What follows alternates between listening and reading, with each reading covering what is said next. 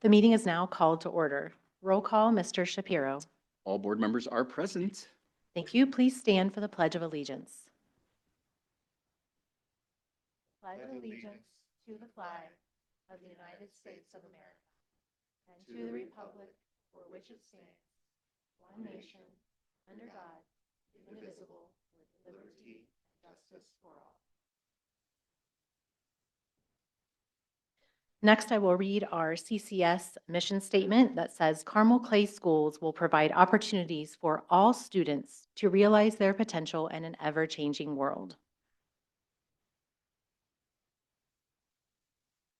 And next, we have 3 people signed up for public comment this evening. Thank you so much for coming out. We love having the public come and make their opinions known and make comments. We like it. Per our bylaws, typically we place we put speakers in groups of 2, either group 1, which is CCS students, parents, teachers, any other employees, and Carmel residents, and then group 2 is anybody else. This evening, we have speakers signed up who are all in group 1, so we have placed them in our fancy bingo roller or bingo cage and to be able to put you in order. As a reminder, participants must be recognized by the presiding officer and must preface their comments with their name and group affiliation if applicable. Speakers may not yield their time to another speaker.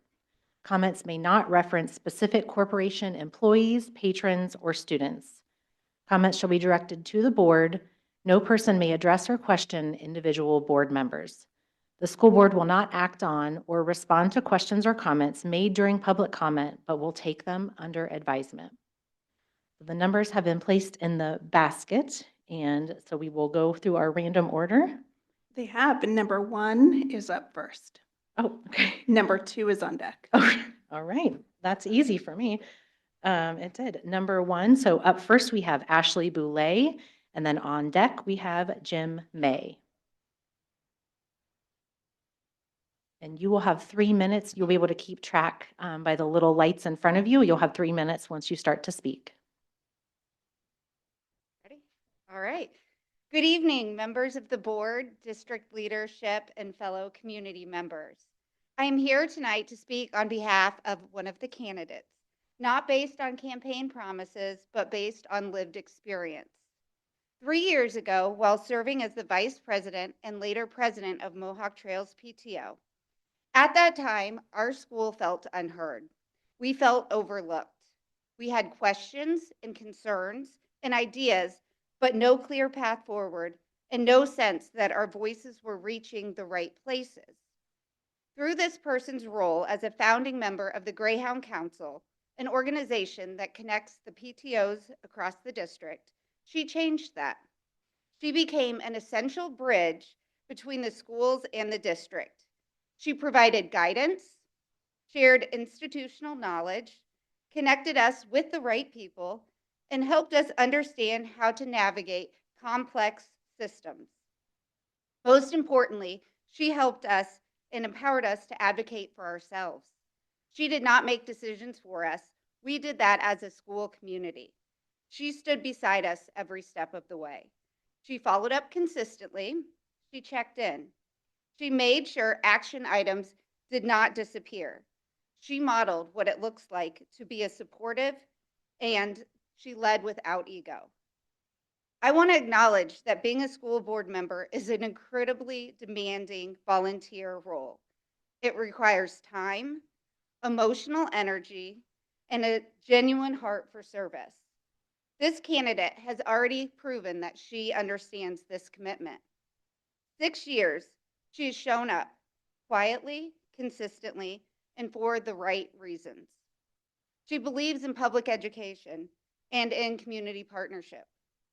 Strong school districts depend on a healthy relationship between the board, the district, and the families they serve. We need a school board member who listens, who can communicate clearly, and who understands that despite how amazing our district is, and it is amazing, there are still real concerns within our community. Based on my experience, she just She doesn't just understand our schools, she understands our community as a whole. And that's exactly the perspective we need at this table. Thank you for your time and service. Thank you. Up next is Jim May, and on deck is Justin Spicer.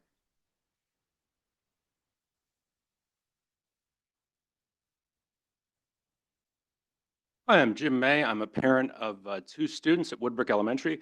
Madam President, members of the board administration, thank you for the opportunity to speak tonight.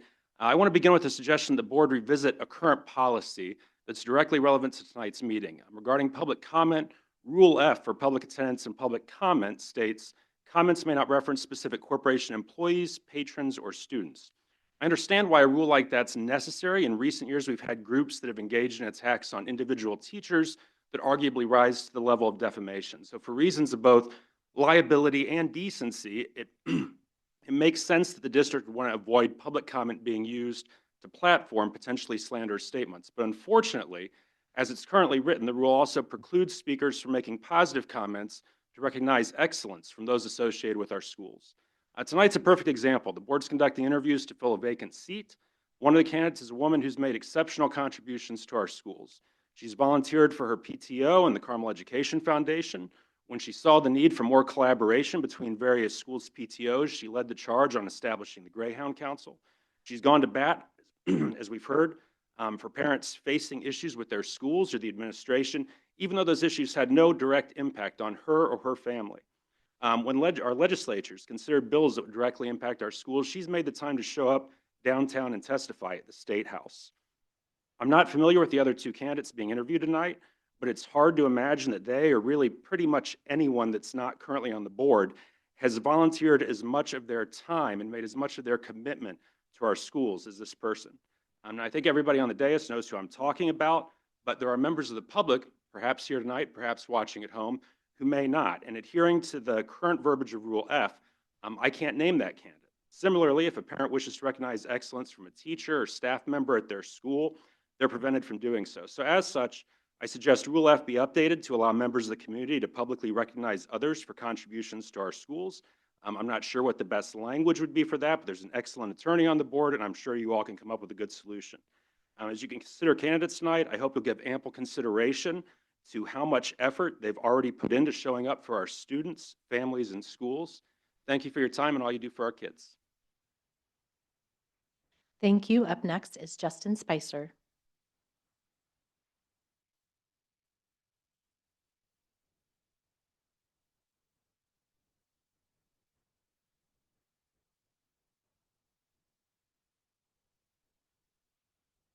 Hello, everyone. So, as our two previous speakers have already spoken, I'm here today to speak highly about one particular candidate. Before I do that, I want to first implore all of you to think of this interview process not as a political appointment, but as somebody who is going to serve our community, somebody who has demonstrated time and time again that they can serve our community. I know that come November, thanks to the lobbying of some individuals, we're going to have a political race for this seat. But for the time being, I want the purpose of these interviews to be focused on what these candidates have achieved. So with that in mind, I want to think about how these candidates have already focused on our students and our schools and our community. I also want to ask that as they continue to take on their time and their patience, think about what they've already contributed to our community, how they have currently collaborated with members here of our school board, of other schools, and of our community. I keep repeating community because I think it's very important for this role. We need somebody who can hit the ground running, somebody who already knows what it's going to take to fulfill this job, to communicate with our community, to reach out to parents, to schools, to staffers, to get things done. And I believe that there is one candidate who embodies all these qualities. No doubt there's still work to be done with our schools, and we all understand this as parents. Nothing's perfect. But I do want to say that somebody who's willing to do that work and has already done it, not even asking for a seat until she felt it was time for her to step in and assume that role, I think is something we should celebrate. I thank you all. Thank you all very much. And again, we appreciate having the public come and speak. Thank you. Up next, we have our consent part of our agenda. And tonight, the consent items include the personnel report, claims, payroll, obsolete equipment, and the authorization to sign agreements for alternative services and private residential school placements. As a reminder for those of you who are maybe are not as familiar, the consent part of our agenda is our business part of our agenda, where we group things together for efficient consideration, and then we approve them in a single motion. Do I have a motion to approve all items on the consent agenda?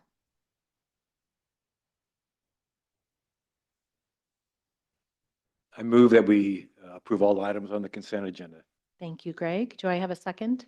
Second. Thank you. Any discussion on these items?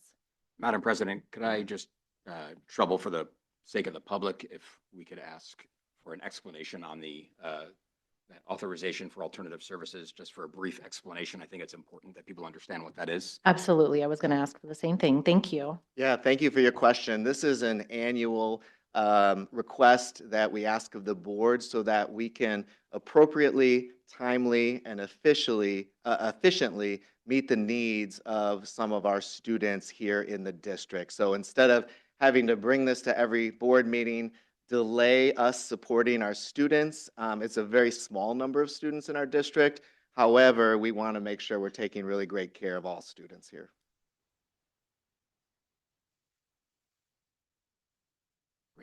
Thank you. Thank you. We will now take a vote then. All in favor of approving the items on the consent agenda signify by saying aye. Aye. Aye. Motion carries.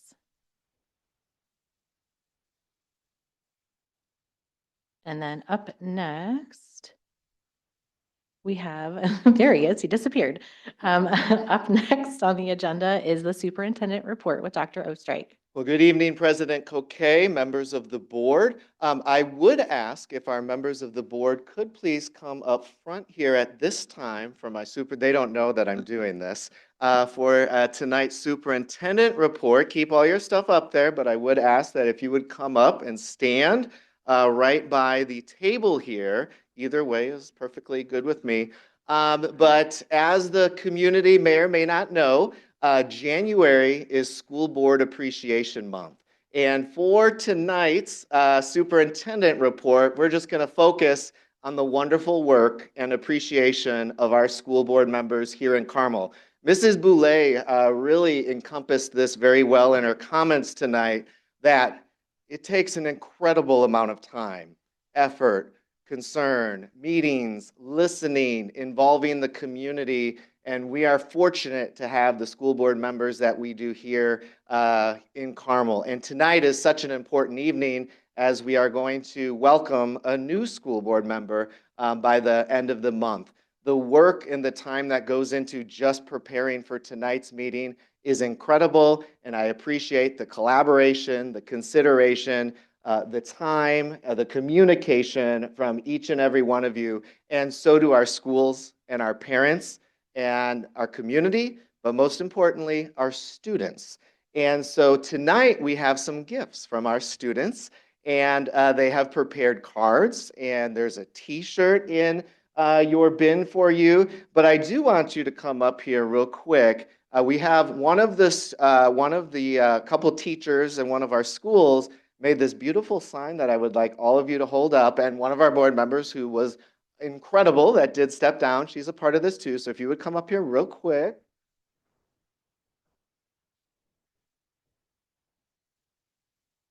Here we go. All right. Here we go. Here we go. All right, so as you can see, one of our schools, I believe it was Smoky Row, put together this banner for our school board, and then our students wrote very kind letters to each of our school board members, and many of our schools, and there's tons of student letters in there. Now, I will say I did preview a couple of those letters, and they did ask you to talk to me about 2-hour delays and cancellations. I did see in those, you'll read those in some of the letters. But ultimately, I wanted to say thank you to our school board members. We appreciate you. The hard work you do each and every day on behalf of this school district is incredible. So please put your hands together for our school board. Yeah.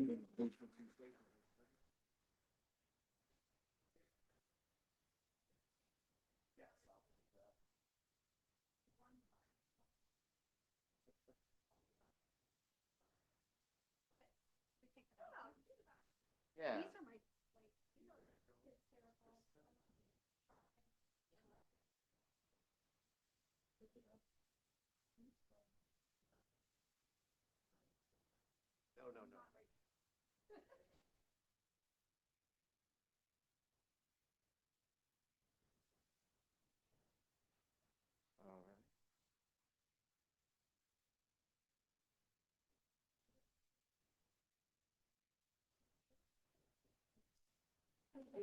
All right. All right. And that concludes tonight's superintendent's report.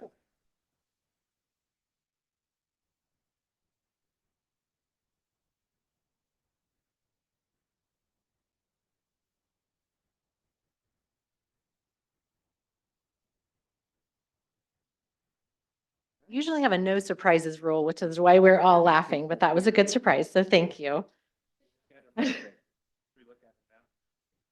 You can. You can, however, I think we need to move on with our candidate interviews. But yes, these are wonderful. We get these every year. I think we all love looking through the student letters and cards, and it's wonderful. So next up, what I think you're all here for are the candidate interviews for the District 2 open board position. So the purpose of these interviews are to replace the District 2 school board position that was vacated by Jennifer Nelson Williams on December 31st, 2025. We received applications from many, many highly qualified candidates and want to thank every single one of you who applied.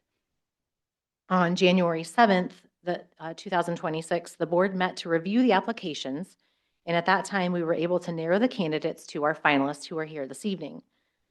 We have 3 candidates who will be interviewed, and they will interview in alphabetical order. Candidate number 1 is Jennifer Cashin. Candidate number 2 is Jessica McElvoy Semen, and candidate number 3 is Michael Reffitt. We do have a list of questions, and then we will be using the bingo ball basket to randomize those questions, which will be asked by the board members.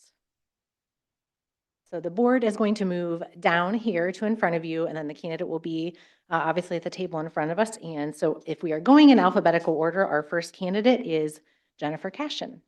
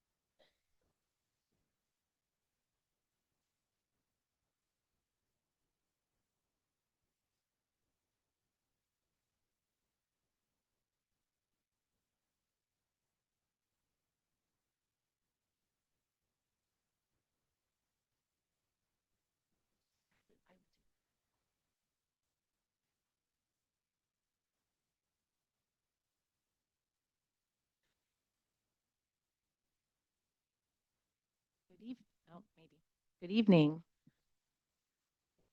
Thank you so much for applying. If you could take a minute to just introduce yourself, and then we will begin questions. Thank you for this opportunity this evening. My name is Jennifer Cashin. I have lived in this community for about 6 years, and since the moment that I moved here, I dove into all the opportunities available to me to support our wonderful school district. I have 3 children, an 8th grader and a 6th grader at Creekside, and I have a 3rd grader at Clay Center.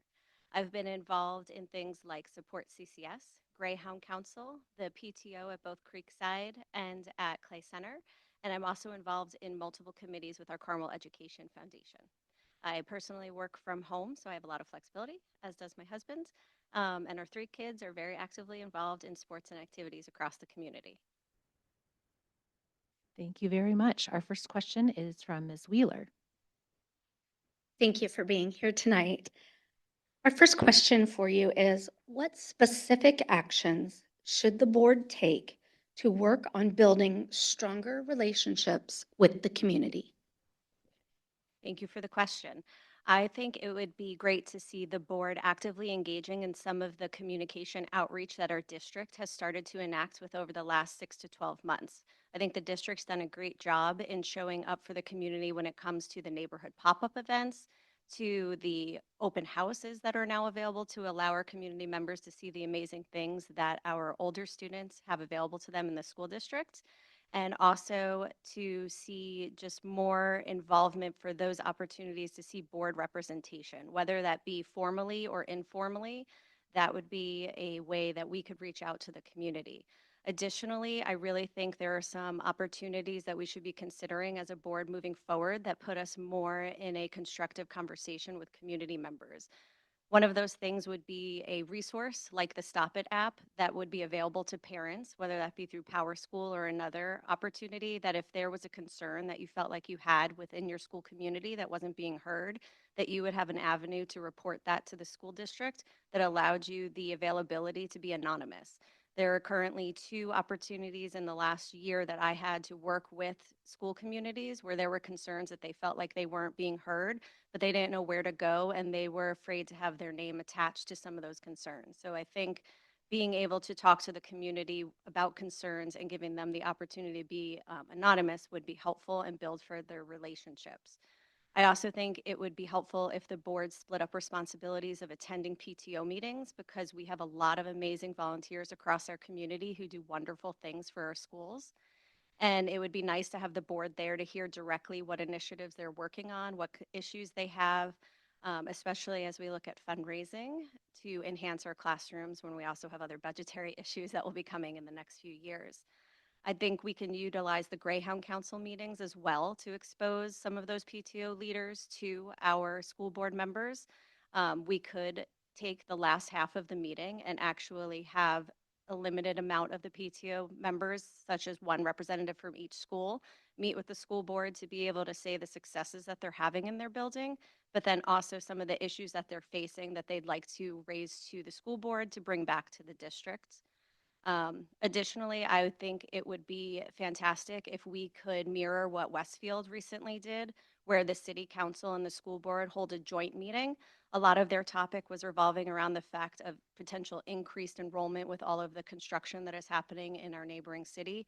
I think for us, the main topic to work collaboratively with in the future is going to be regarding the tax implications that we see from SEA 1, not only from a school perspective, but the city. There's going to be a lot of tax conversations in order to support the quality of life that we've all come to know and love for Carmel. And finally, I'm part of the Hamilton County Leadership Academy, and this month we actually had our Education Day. And with that, the Noblesville School District shared with us how before their school board meeting every month, they actually tour one of the schools within their district. And then part of their school board meeting is highlighting things from that school. And I think that would really be a way for the school board to foster better relationships with our community as well, to be able to see firsthand the buildings in our district and the successes and opportunities that they have. Thank you very much. Our next question from Mr. Brown is,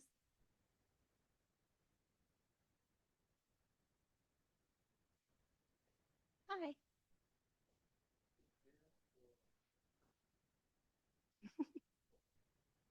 Have you been or are you currently involved in any work that could be seen as a potential conflict of interest with serving on the school board? Please explain. I'm very glad you asked this question. Ethics and community trust are a huge, important area to me. And I know that certain people in the community would perceive my chair position for Support CCS as a conflict of interest. I would share that I do not think civic engagement is a conflict of interest. I believe it is actually preparation for civic service. Additionally, Support CCS is a nonpartisan advocacy group that supports school board candidates within Carmel Clay schools. But what it really is just the PTO of school board campaigns, essentially, and that we're very active in helping those that get endorsed through our committee for school board campaigns. And I think it's important to note that as a chair, what I do in that capacity is really organizing our volunteers and looking for efficiencies and encouraging engaged voter base. And from that perspective, it's definitely not a conflict of interest. However, since a few months ago, I had decided that regardless of whether or not the previous person in this role was going to seek reelection, I was going to run. I've already enacted a transition plan, and I'm currently handing over my chair role to two members of our community, one a Republican and one a Democrat, to maintain that nonpartisan nature of our organization. Additionally, it's important to note that previously in the 2024 election, when I was chair, that it was not the chair who decided who the candidates were and what endorsements were given. We had a 10-person vetting committee made up of 4 Republicans, 3 Democrats, and 3 independents. And they were actually the ones who received the applications for the candidates. We did reach out to all 4 candidates who filed during the filing period, and only 2 did respond to our outreach.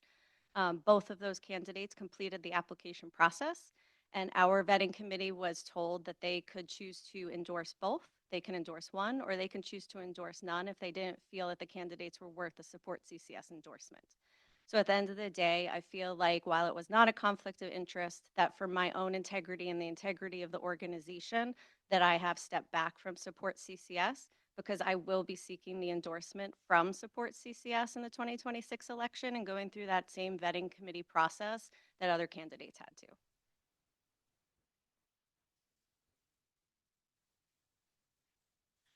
Up next, Mr. Shapiro with question 8. I think you sort of answered this question as part of your previous answer, but I'm going to ask it anyway. If appointed to the seat, do you intend to run for election when the term expires in December 2026? I think we know the answer, but I'll give you the opportunity to answer it again if you'd like. Yes, I intend on running for the school board election, and I hope that all the candidates this evening realize that whoever is appointed to the school board, their campaign starts the first day that they get that phone call that they have gotten the appointment. Back in October, I actually already set up my committee, and I set up my finance forms are submitted. Just so you all know, if you haven't done yours yet, they are due by January 21st at noon. But I have already established my website as well, because as a mom who is working with 3 kids and does a lot of community involvement, I had to get that accomplished over winter break, or I'm not so sure when that would have happened. So I am definitely running for the 2026 election and would appreciate community support. Thank you. And those of us who are sitting in office know that those forms are due because we have to file them also. I'm next.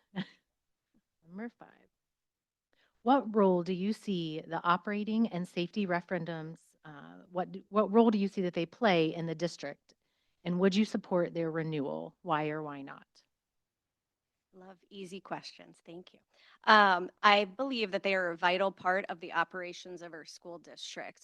They are essentially 15% of the overall $250 million budget that the school district maintains. And that is thankful to the community for renewing our referendum back in 2023, when I helped with the Yes for CCS committee that advocated for that renewal. And then the safety referendum will be on the ballot this year as well for renewal. So they together are, about $40 million of our budget. And I believe that they are vital to our school system because of the way that in about 2010, they drastically changed the way that schools are funded. And that enabled us to retain 1 in 5 teachers that without the operating referendum would have gone away. The safety referendum in particular, I wholeheartedly support. And I'm glad to already see the district advertising about that renewal. I had actually met with Lieutenant Miller weeks ago because I was working with him to see what we might need to do to have a pack for the referendum renewal. And I was really learning a lot about the referendum because I know, and I think most of the community does, is the SROs are really the face of that referendum that people think of first. But what the community might not always know is that it's a three-prong approach to safety. So we have 21 SROs and 15 of them are funded through that safety referendum, but it also enables the Ascension partnership that allows kids to see services in school with parent consent, and it saves time that they would have had to leave from academic endeavors to go to an offsite therapist. But what the real shock for me when I was meeting with Lieutenant Miller is the fact that it also funds a lot of our social workers, and I was not aware of that. And those three teams together really combine to ensure that our kids feel safe so that they can thrive towards their own goals that they've set for themselves. Thank you. Back to Ms. Wheeler.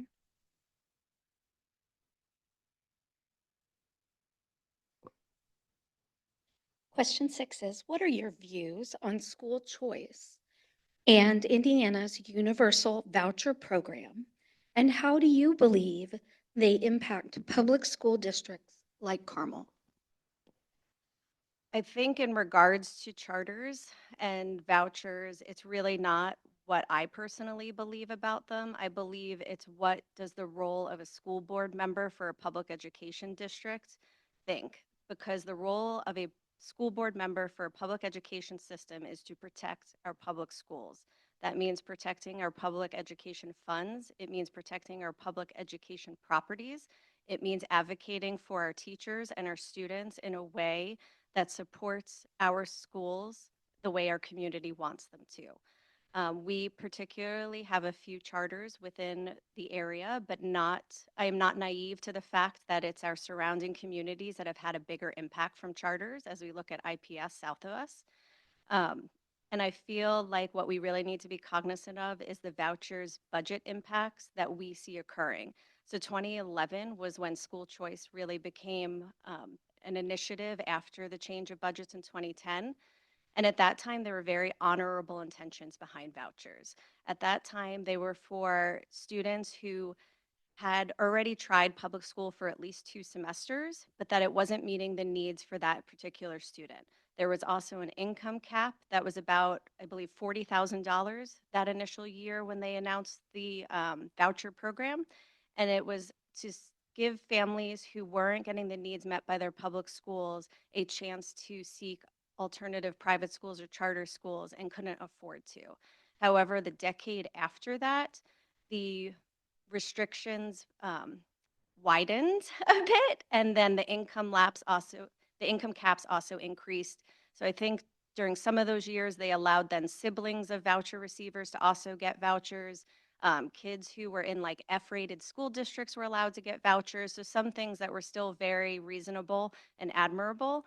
However, in the 2025 legislative session, as I've followed the last 3 years of our state house, they removed the income caps as well. So there could be families in our community who for 10 years have been financially successful enough to send their children to private schools.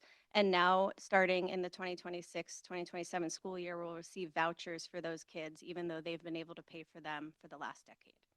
So I think from our concern, what we really need to be doing is advocating at the State House for public education, because that voucher program is estimated to have taken about $8 million away from Carmel Clay schools.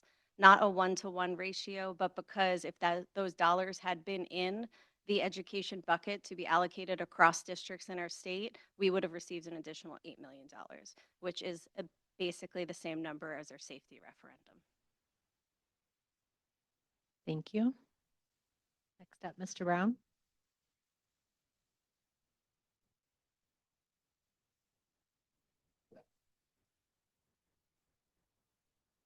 How do you handle disagreement while maintaining trust and collaboration among board colleagues? Please provide an example from your personal or professional life. I think disagreement can be such a harsh word, and it almost sounds like it's bad for people to have different perspectives.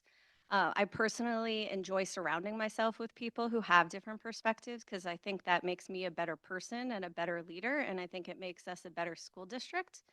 So from that perspective, I feel like something shouldn't evolve to a level of a disagreement if you're truly engaging with others in the community to try to improve the community for everyone. Um, the first thing that comes to mind for me when it comes to a professional example would be when I worked at Smucker's. I worked on the Folgers brand and I was in control of our $60 million budget. We had a group that came to us that was saying we were going to change a trade marketing allocation program that would take my $6 million of the $12 million corporate budget and remove transparency and remove a relationship between marketing and sales. So when this came up in a meeting, instead of asking targeted questions and creating a lot of tension in the room, I asked a few clarifying questions. And then I chose to schedule a meeting with that department afterwards to make sure that I was reading the intention the way that they meant for it to be read, and really talk through the process. And then from there, I went and brought together the other 7 brand marketing teams for us to have a conversation about how they see this process changing and their feedback. And then I organized a meeting with those brand marketing teams and the original trade marketing team to discuss what our concerns were, what are the pros and cons of the process. When we were in that meeting, myself and another brand did not want to move forward, but for the other 6 brands did want to move forward. So from that perspective, we had some conversations and we just identified an auditing process and some communication processes that would allow us to maintain that transparency and maintain the relationship with sales. And then we moved forward with the process and we all became advocates of it, even though I was not someone who voted for it to begin with, but we had made a decision as a team that that's how we were going to move forward. From a personal perspective, I would look at the facts that last year I had an opportunity to see a different perspective from 2 parties when it came to one of our schools. One of our schools felt like it wasn't being heard, and I think the district had assumed that everything was okay and might not have understood the severity of the concerns of that community. So I met with that school community to better understand the concerns that they had. And then I also worked with them to understand here's the proper channels that you need to go to voice these concerns, and really advocated for them to advocate for themselves. And they showed up to school board meetings and they sent emails. And when they felt that the path of communication had kind of gone silent, we helped re-engage that collaboration with the school board and with the school district to really get some change for that community. So I think really what's important about disagreements is approaching them civilly, approaching them with intent, and then also just continuing to follow up once you've moved forward to make sure everyone's still okay. You?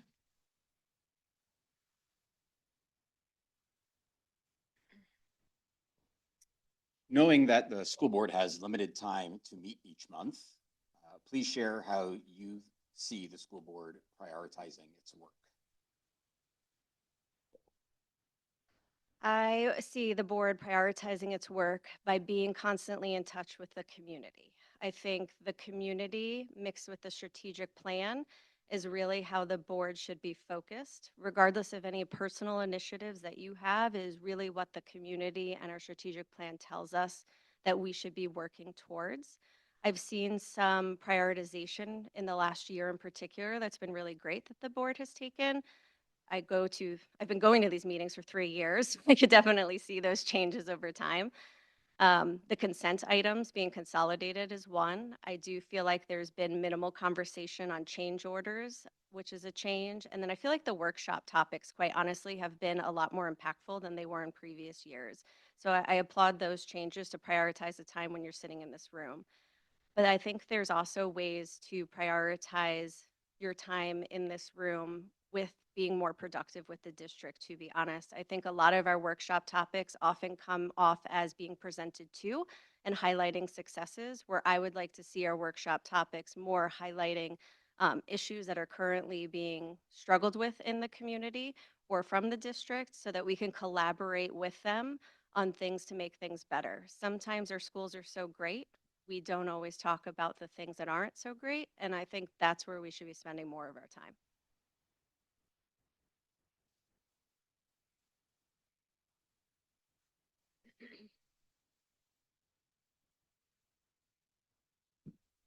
All right, I'm up. Please share how you will balance your current professional and personal obligations with the time commitment required of being a school board member. I feel like I already balance my professional, personal, and community life with a lot of thought and intention. Honestly, being on the school board would just change my purpose when I'm in this room because I attend most of the meetings anyway. And I feel like really to be an excellent school board member, it's not just about showing up to meetings. It's about showing up to the community. And these are things I do on a regular basis. You will often find me at Taste of Carmel, Chef-tacular, PTO meetings, Holiday Spectacular, because that's the way that you not only get to know our schools, but you get to know the community as well. From a professional perspective, I own my own consulting business where I'm a freelance consultant. So I own my schedule. And while I have commitments to my clients that I obviously honor, it gives me that flexibility to make sure that I'm available for school board meetings, for agenda meetings, for any important topics, or if issues arise, I can be easily available. Additionally, my husband works from home. So he is extremely flexible and he's an amazing dad and partner. So we both intentionally manage our time and our kids and our family and our profession so that we can do the things that bring us joy. And for me, that is advocating for our schools. Thank you. Last question, back to Ms. Wheeler. Thank you. Last question. As a school board member, you are tasked with making decisions in the best interests of the community, which includes students, parents, teachers, and community members. Explain how you see yourself balancing these varied interests and placing them above your personal interests. I think the way to balance interests is really to make sure that you're hearing more voices than your own and that you're not only listening to the loudest voices in the room. It's about being proactive and making sure that you are talking to a variety of people, ones who are going to be impacted and ones who might be impacted in the future. I think it's about asking really hard questions and being willing to make tough decisions, even if they're not the popular um, decision, because we have two in particular in the next year that will be coming. One, redistricting talks will be coming for 2028. And then we also have the impact of SEA 1, where we're projected to lose up to $10 million from the new tax rule in SEA 1. So from that perspective, these two are very hot topics, and they are going to bring out very strong emotions in our community.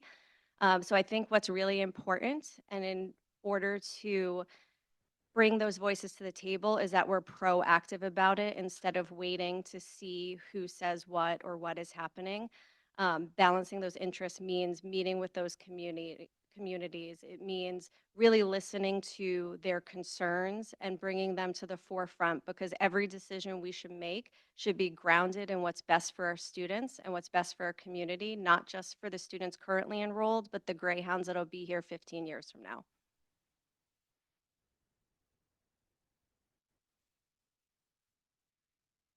Thank you. You are welcomed.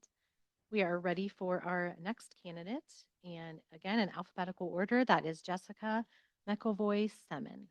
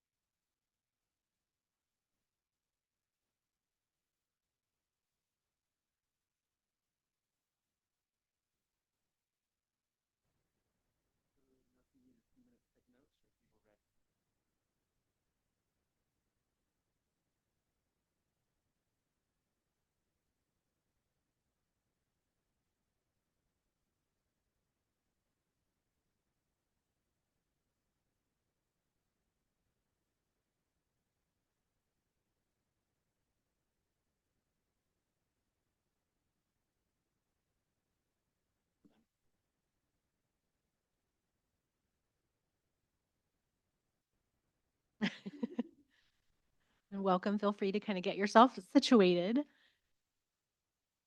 And then whenever you are ready, before we ask questions, we thought you could just introduce and tell you a little bit about yourself.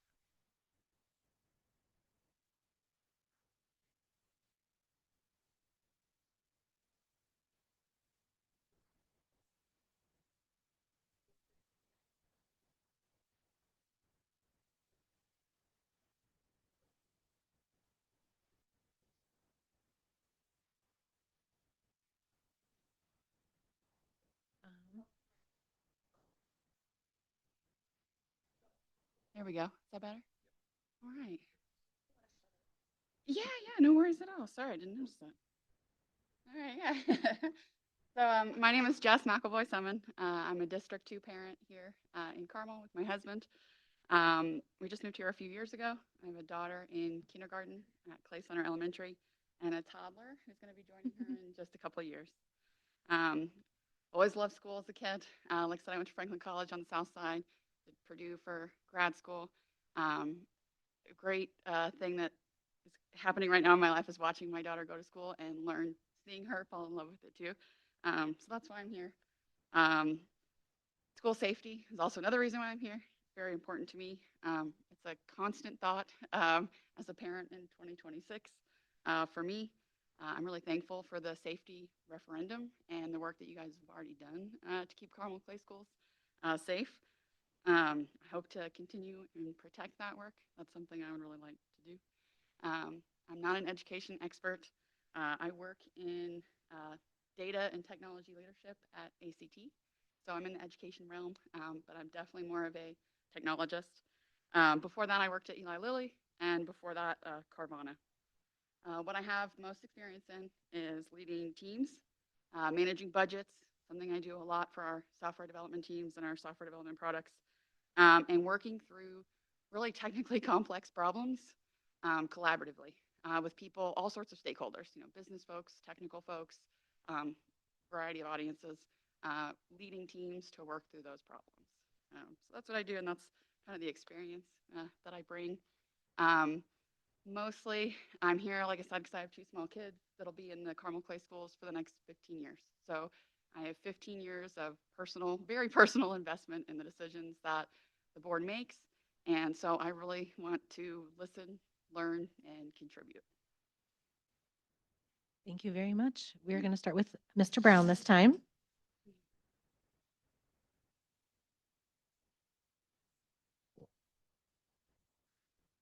How do you handle disagreement while maintaining trust and collaboration among board colleagues? Provide an example from your personal or professional life. Yeah. So in technology, there are, pardon the phrase, but many ways to skin a cat. So there's always, different opinions in the room of, if you're familiar with technology, Databricks or Snowflake or Microsoft or Google, or, there's always kind of differences of opinions. Everybody has their feeling on, what they prefer. But it kind of depends on the situation and what experience people have and who's in the room. And so talking, working closely, collaborating with folks, open communication, it's definitely something I have to do day to day in my job regularly. And I would use those same kind of practices amongst the board. Yeah. Thank you. Hmm.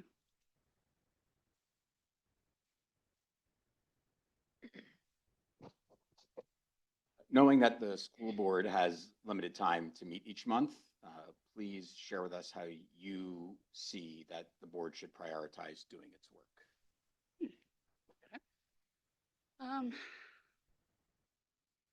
So I have to say I'm not off the top familiar with how things are prioritized now. I know that the work that we do is to support the superintendent, the governance side rather than the administrative side. So I think it's a lot of input from the community.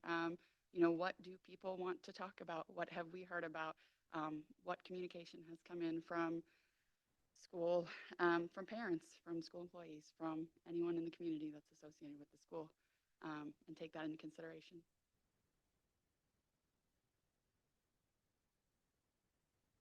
Thank you. Yeah.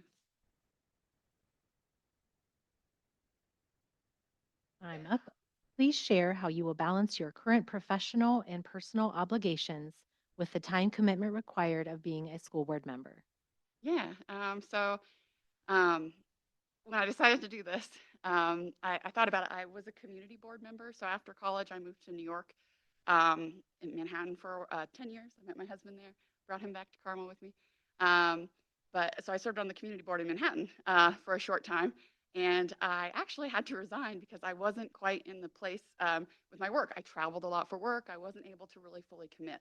Um, Deciding to do this, I really had to evaluate, if I had that time to commit to it. And I'm in a much different place in my career now. I feel much more stable.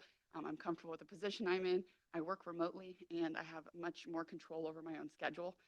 So if I need to pause during the day and come back to it in the evening, I have that ability now. So I uh, have the ability to have a flexible schedule, and I think that really enables me to be able to commit the time needed for this. Thank you. Next, Ms. Wheeler.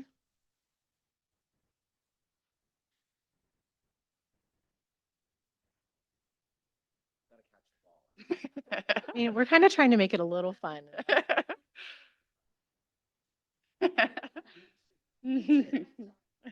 2.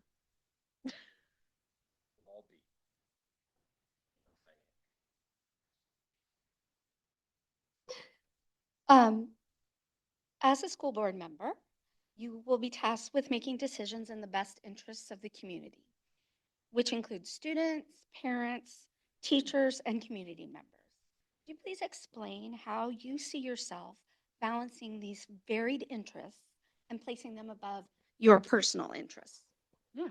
Um, so I think as a parent, it's very easy to put your kids' interests above your own. And I know that um, my kids will have the best experience in school and growing up if the community is strong, the schools are strong, the people that they're raised with and amongst, and the people that we spend our time with all have support, access to education, safe environment to grow up in. I mean, all of that.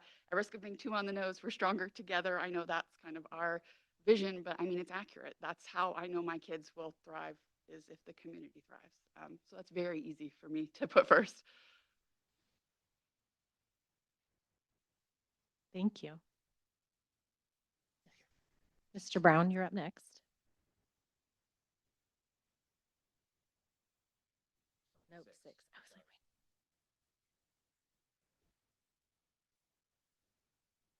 was like, What are your views on school choice in Indiana's universal voucher program? And how do you believe they impact public school districts like Carmel? I'm not a politician. I don't have very strong opinions on a lot of the political issues pre-formed. I will obviously learn about those things if I take the role, and will put a lot of serious consideration and thought into that. I will say off the top, I know my kids will be in public school. I want having funds for public school is important to me and a priority to me. And I would make sure that that is something that I remain focused on.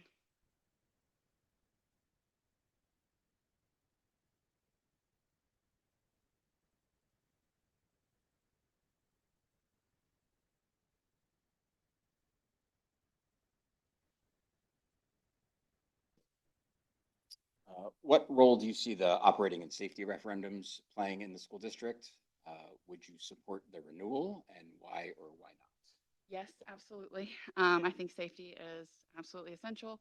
Again, in 2026, I don't think I need to tell anybody in the news every other day, there's a school shooting or something else going on. Mental health is as important as ever, especially for kids. And, growing up with technology and all sorts of things these days, like that is just so important. So yeah, I would absolutely support the safety referendum. I would hope to see it renewed.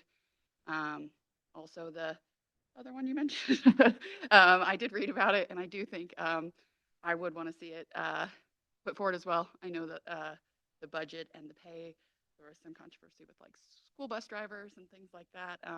Again, just making sure that those who are uh, helping the school, working at the school, have the funds that they need, the resources that they need to help students be my main priority.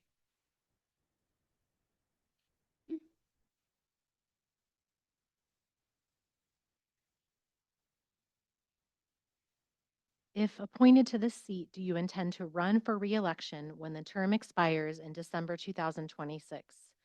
Why or why not? And explain your thinking.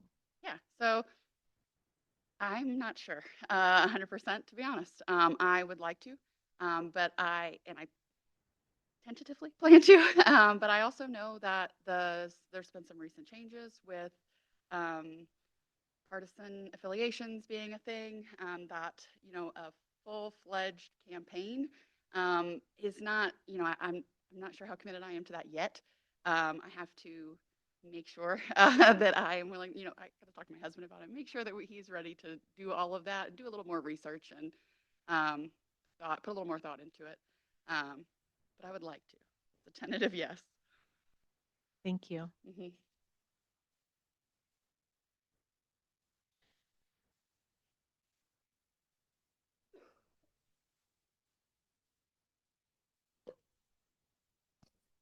What specific actions do you think the board should take to work on building stronger relationships with our community?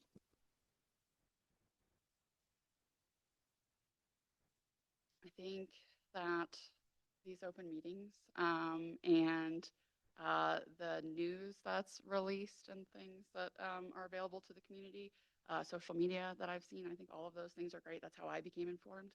So I would say continue along those same venues.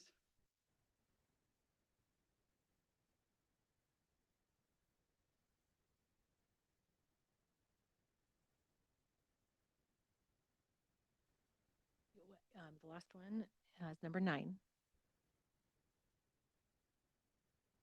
Busy making a note. Have you been or are you currently involved in any work that could be seen as a potential conflict of interest with serving on the school board? Please explain. No. As mentioned, like I said, I work for ICT. We're kind of in that realm, but I don't work in any capacity that would ever affect anything with this. Like I said, I'm purely technology and data. That's all I do. No.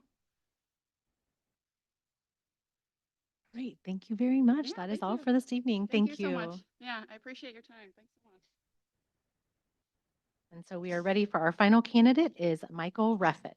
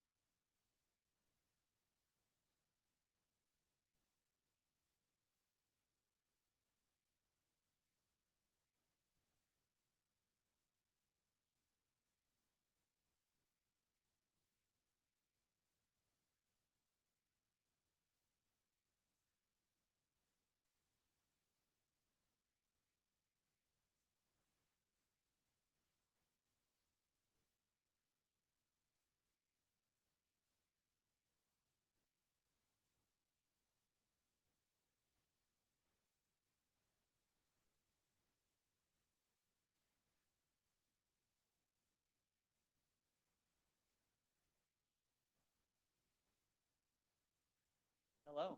Hello, welcome. Take Good some evening. time to Thank get you. situated, and then whenever you're ready, if you wanted to take a minute to introduce yourself, tell us a little bit about yourself before we start questions. Sounds great. My name is Mike Riffett.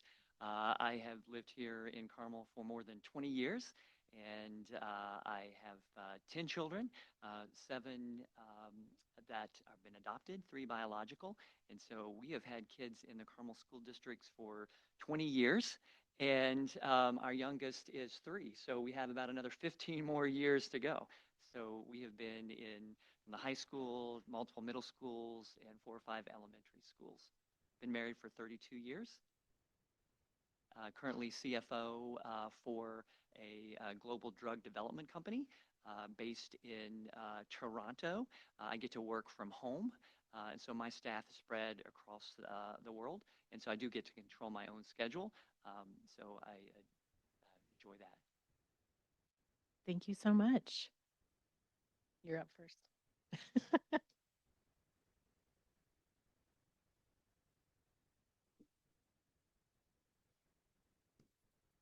Sorry. Thanks for being here. First question, knowing that the school board has limited time to meet each month, can you share with us how you see the board prioritizing its work? So, like I said, I am pleased that I work from my home, so I'm able to adjust schedule as needed. And so I'm able to commit to whatever time is allotted. And so, I mean, I have global staff around the world, so I'm used to working in time zones literally all over. So my schedule is varied from day to day, week to week, and I'm able to control that. So happy to accommodate based upon the needs, if I understood the question correctly. So can I rephrase it maybe? Please.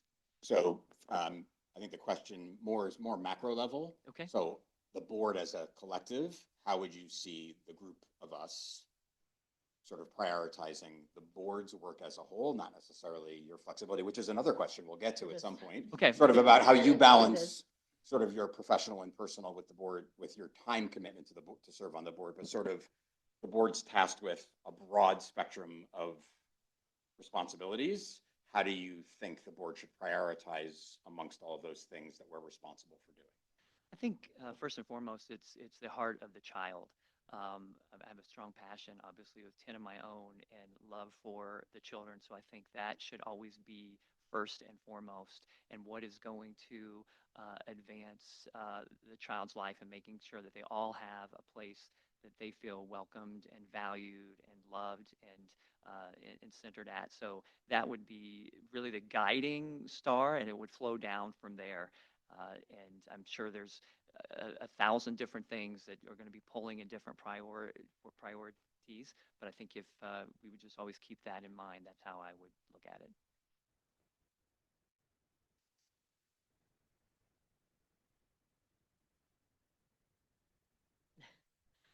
Please share how you, well, okay.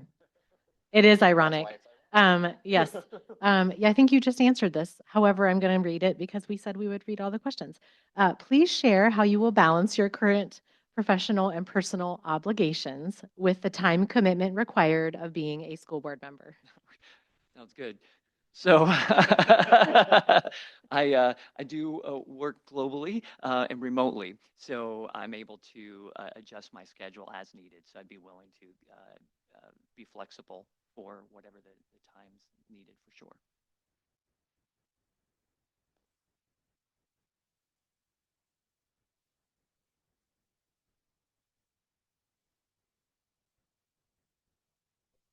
Hi. So this question is, how do you handle disagreement while maintaining trust and collaboration among your board colleagues? Could you please provide an example, either from your personal or professional life, to explain how you navigated that kind of situation? Absolutely. I think that's part of my role in the past 20, 30 years of being an executive and leading companies and serving in boards especially from the corporate world is there's always differing of opinions and reaching across the aisle, understanding different perspectives, doing a lot more listening than talking. Really getting to understand people's perspectives, building relationships, understanding what's at the heart of someone and why they're feeling or thinking a certain way, and then seeking common ground. I spend a lot of my time negotiating, leading HR teams as well as finance and legal teams. And so it's about finding a win-win solution. And I think in life, so much is just being able to find that common ground. And so I'll give an example of always the budgeting process, right? As a CFO, there's always so many different priorities that come across, and most of them are really good and noble, but you only have a limited amount of resources, and trying to figure out what is going to be the best. And it goes back to the strategy and the mission and the vision. What are you trying to accomplish? And so I'll answer that by, if we put the kids first, then in that example, what are the budget dollars going to be used to help advance the kids?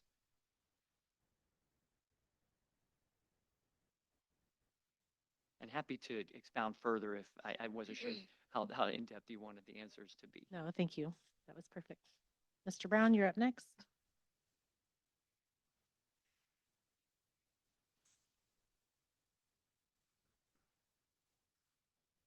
Yes. Have you been or are you currently involved in any work that could be seen as a potential conflict of interest with serving on the school board? Please explain. I don't believe so. Not at all. I mean, actually, on the kind of the contrary, I'm also on the board of a global orphan foundation, which is helping to provide care for orphans in Africa. So we are passionate about helping children, whether it's in my local community or across the world. So I don't believe. I think it's be the opposite. I think it's quite complementary.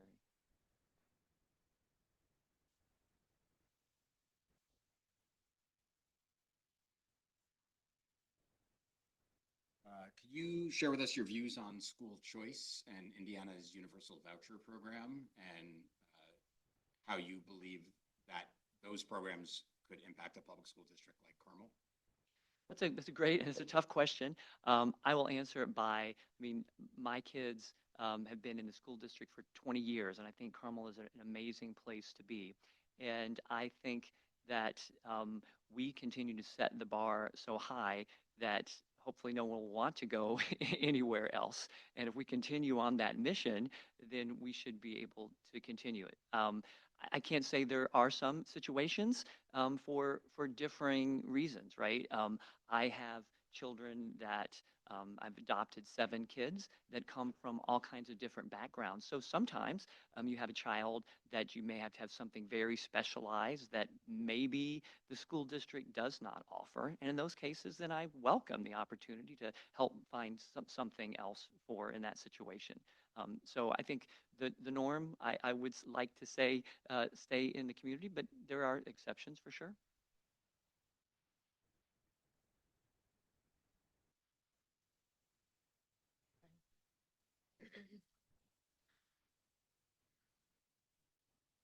As a school board member, you are tasked with making decisions in the best interests of the community, which includes students, parents, teachers, and community members. Explain how you see yourself balancing these varied interests and placing them above your personal interests. Look, the last 20 or 30 years, I've had the privilege of leading global companies. And even currently, I work with people from all across the world that come from all types of different religions, ethnic groups, cultural backgrounds, and diversity. And so my goal is always to find what is going to be the best for the greatest good, and putting behind my what my preferences may be, and looking to see what's going to be the best for everyone. And so I would say that would be the way I would look at it here, is that we have a growing population that has a lot of diversity, and be able to look at what's going to serve the greatest good. Thank you.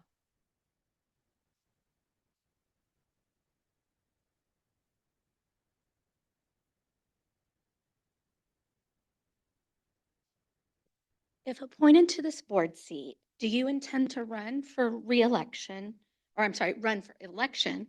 You wouldn't have been elected yet, when the term expires in December 2026. Why or why not? And please explain your thinking. Yes, I would absolutely be open for that for sure.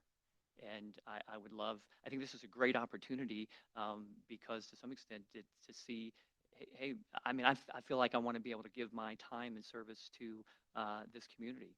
And if I would be selected to continue it longer than the year, then that would be fantastic.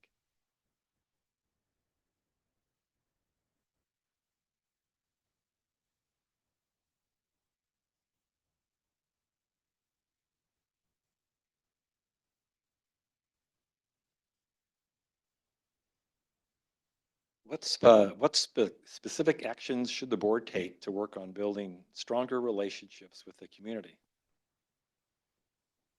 I think it's all about communication and getting to know people and building relationships. And I think, and that's as we build and continue to grow, and like I said, the diversity that we have, and I'm learning so much even as a father that has 7 children that are from different cultures and backgrounds. I'm learning and understanding about each of them. And I think as school board members, it's very key and important that we spend time getting to know and finding that common ground and meeting our neighbors, having conversations, learning about them, and understanding where they're coming from. Because I feel like so much of conflict happens when people don't really understand the heart behind someone. And so I think it's just spending time with them, getting to know them, and hearing about their concerns. And I could talk about ideas for how to facilitate that. I'm sure you guys do that frequently as well.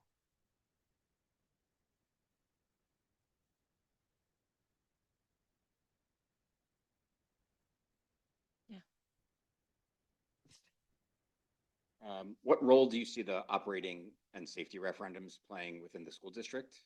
Would you support the renewal, and why or why not? I think safety is utmost priority. We see it's so sad what happens we see it almost weekly these days across the country. And so that's, I mean, I have 7 kids still in these schools, and so safety is a huge concern of mine. And so I think there's certainly a way to address that and make sure that we're fiscally responsible for it. But I believe that should be a top concern. I mean, if we can't keep our kids safe, then that should be our number one priority, right? So.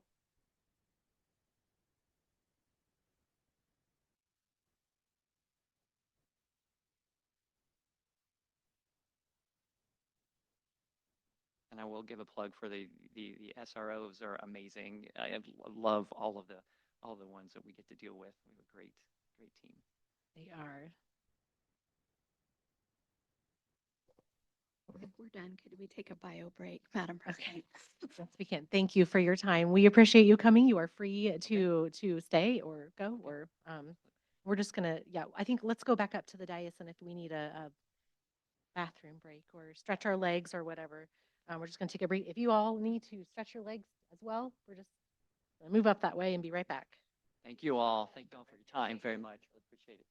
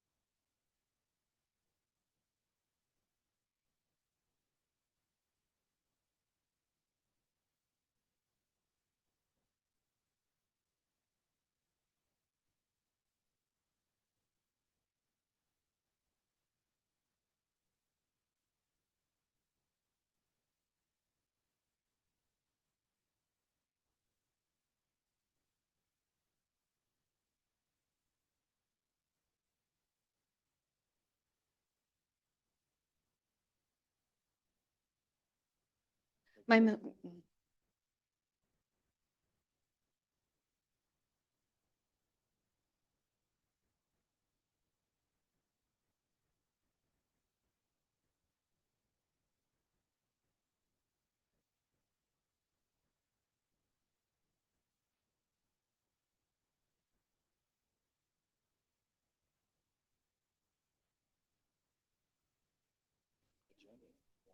yeah.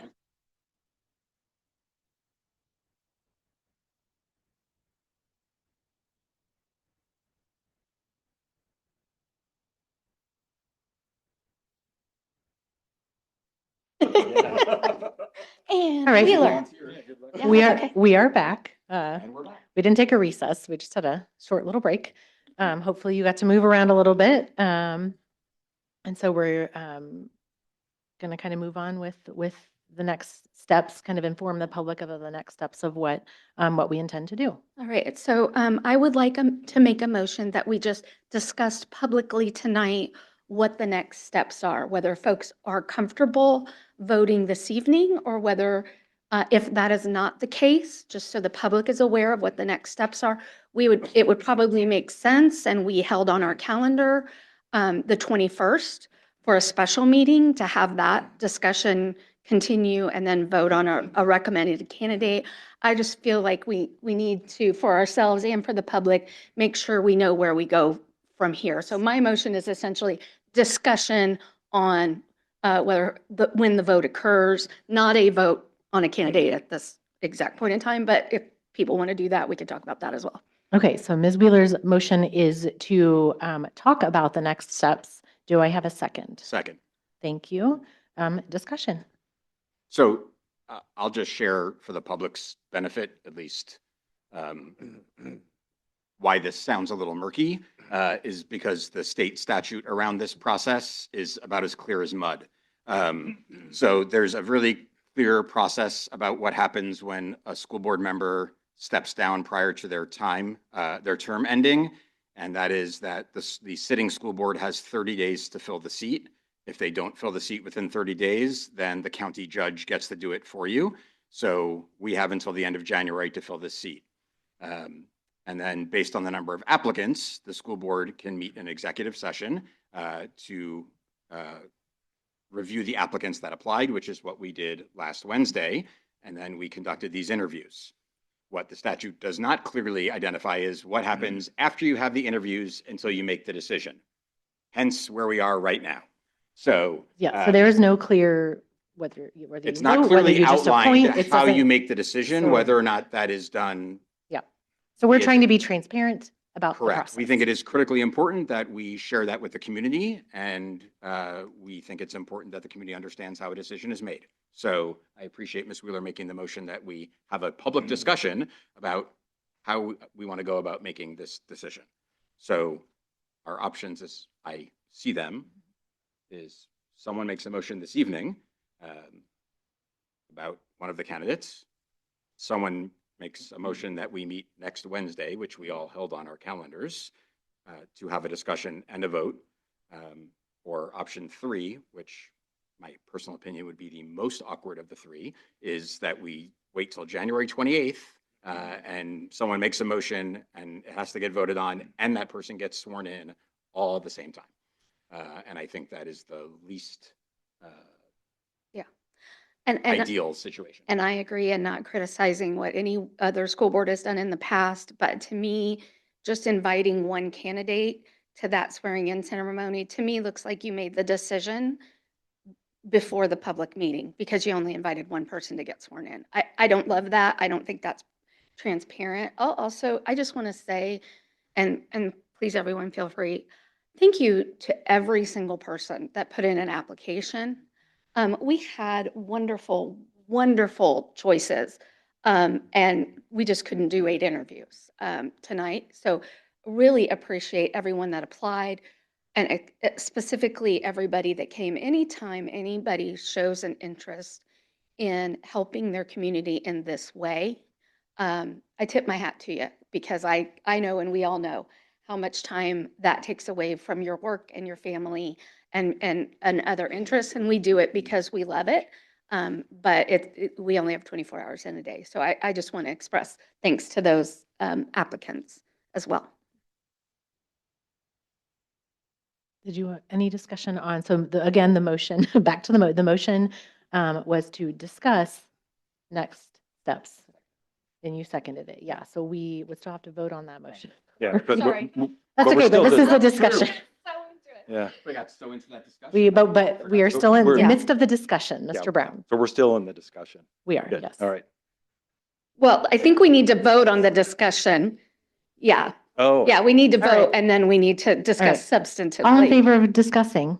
Aye. Aye. Let's discuss. It's been a long night already. Sorry, folks. Let's discuss more. Discussion is good. Conversation is good. And is it okay if we say like the number of applicants? Is there any reason why we can't say that? Okay, I'm going to say that we had 9 applicants apply for this, which I think says a lot about the community. And I agree completely with what Chris said, in that the candidates were just excellent caliber, and they're running, it appeared to, for the right reasons. You know, they're not running to advance to some other office or something down there. They just were passionate about our schools and being involved in a helpful, constructive manner. So I was completely surprised and proud of the community that we had that kind of enthusiasm for schools, and it just tells me that there's just a lot of people in Carmel thinks Carmel schools are probably the most important thing and we need to be focused on. So I agree with that. So as far as the process goes, it is awkward, and we're plowing new ground, so to speak. But I think we were unsure with exactly how it was going, where we go from here, and I think we realized that if we have our next meeting on the 28th, that it would be awkward, and that we would have had to have made a decision to tell the person to show up. So that doesn't seem like a good option to me.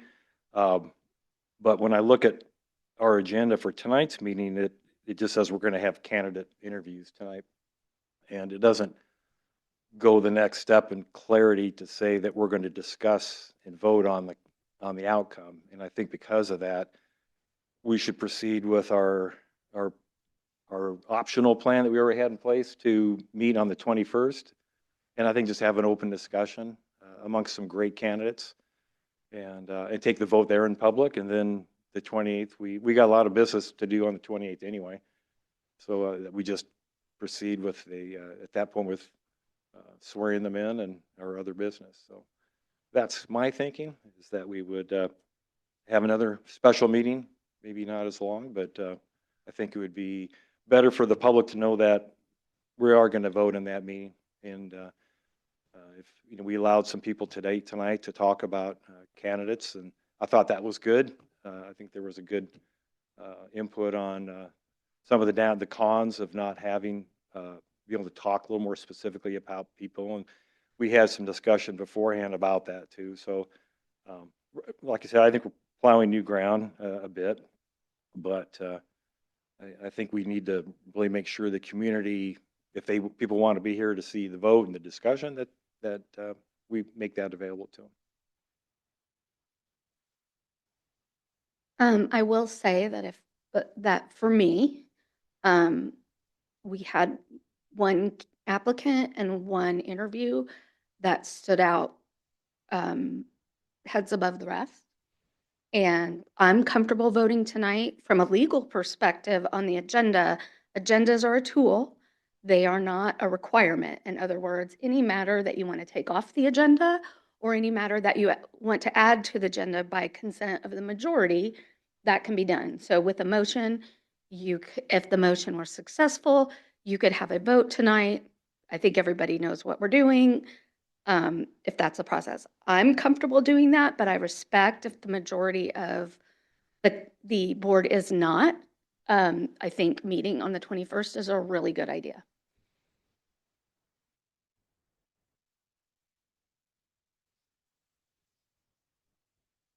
If I'm being 100% candid, I'm really torn. Because while I understand that there might be a need, and I want to respect it of my colleagues if they need to reflect on a decision that they need to make, On the other hand, it was very well shared publicly what was happening tonight with regard to interviews, and the public could tune in or show up to participate in the interview or watch the interview and hear the candidates speak. Whether or not they are able to listen to the board discuss and deliberate whether that happened tonight or next week,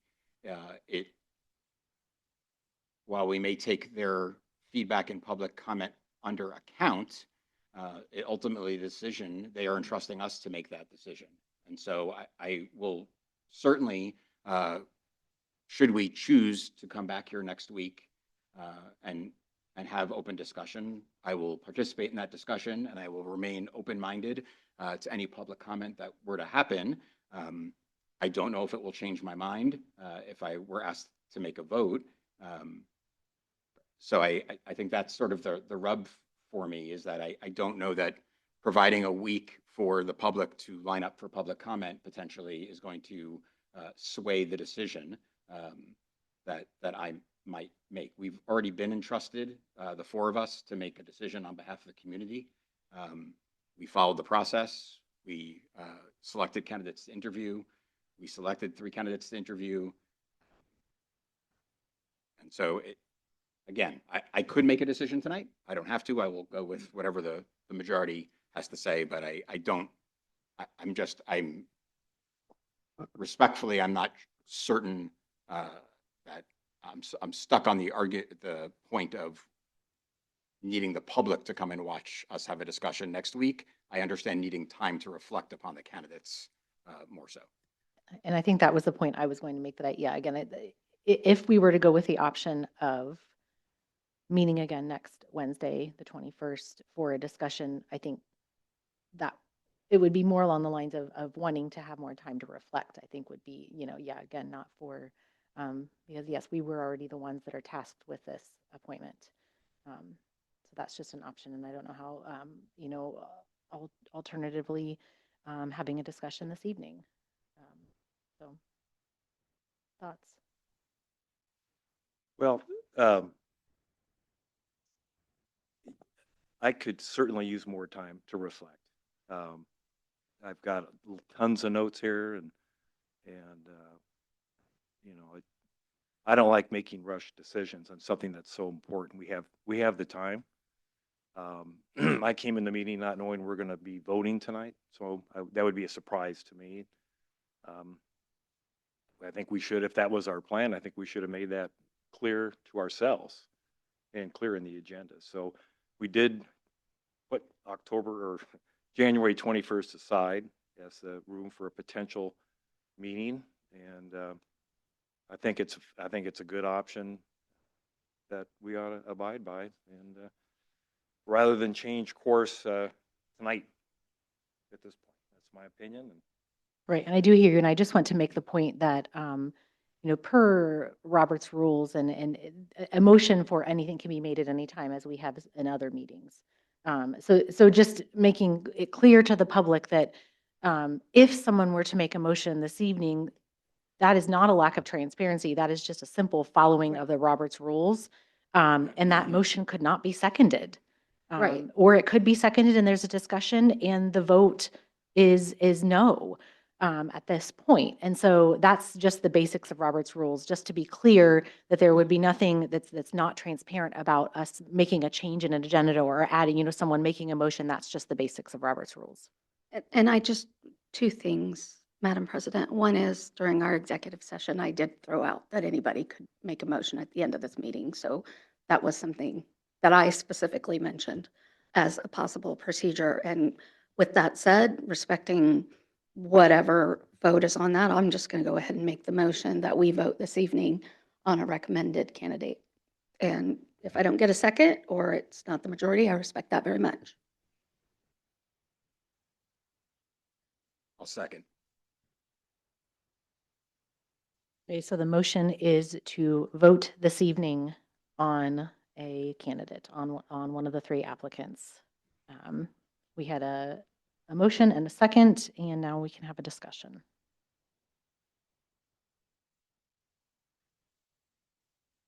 I second it because I'm willing for us to have a vote to see where the board sits on whether or not we're ready to take a vote. I mean, I'm willing to see where the board is on that. That's the reason I seconded it, because I think it's Okay. worthy of seeing where we're at. If we're And- ready to take a vote, great. And if we're not, I'm willing to be here next Wednesday. And so again, this motion is If not that specific. sounded acrimonious, that Right. was not my intention. So I This- apologize if my tone sounded that way. No, this, But- this motion has nothing to do with any specific candidate. It is simply just that Correct. the motion that we can vote this evening.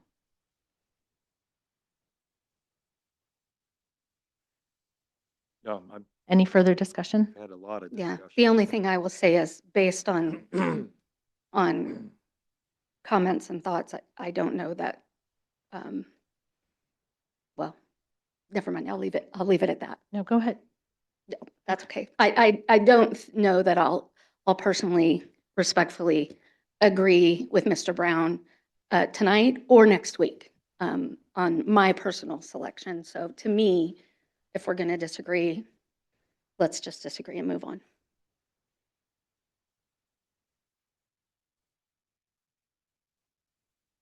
I have no more comments on if we're going to proceed to vote tonight or not. I think I've shared all my thoughts, concerns.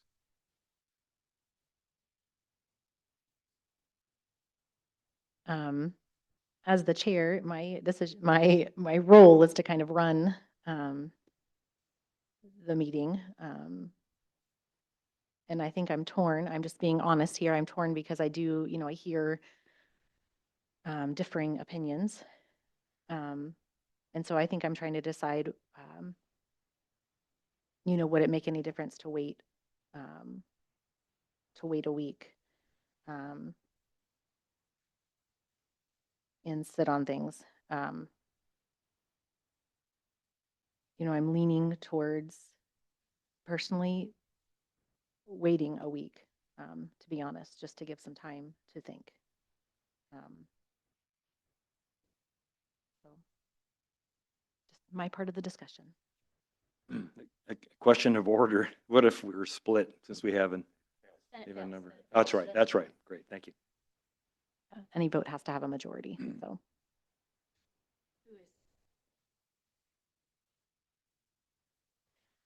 Okay, so seeing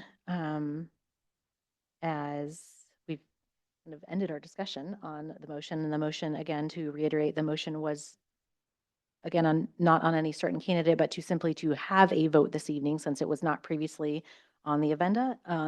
So we will now take a vote. All in favor of voting this evening, signify by saying aye. Aye. All those not in favor, signify by saying nay. Nay. Nay. Motion does not carry. So Madam President, should we plan on a meeting on the 21st? Yes, so 6 p.m. Okay. Kind of trying to give next steps for the public. We need to do a motion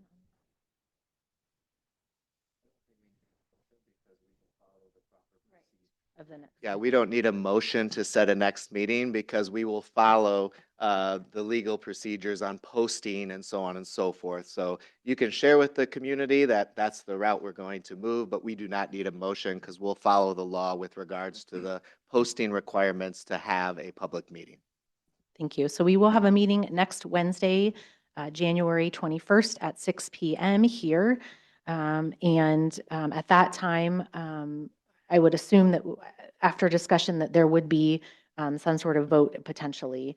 Again, in order to be transparent, it sort of, as Ms. Wheeler said, does not seem right to have all three candidates come back, or either one or all three candidates to come back on the 28th and stretch that time out and make a decision at that time. It just does not. So instead of the 21st, it will be at 6 p.m. and then that will be a discussion of the candidates after the interviews this evening. Great. Thank you, everybody, for this evening. Thank you for the candidates for coming. Do I have a motion to adjourn? I move to adjourn. Do I have a second? Meeting adjourned.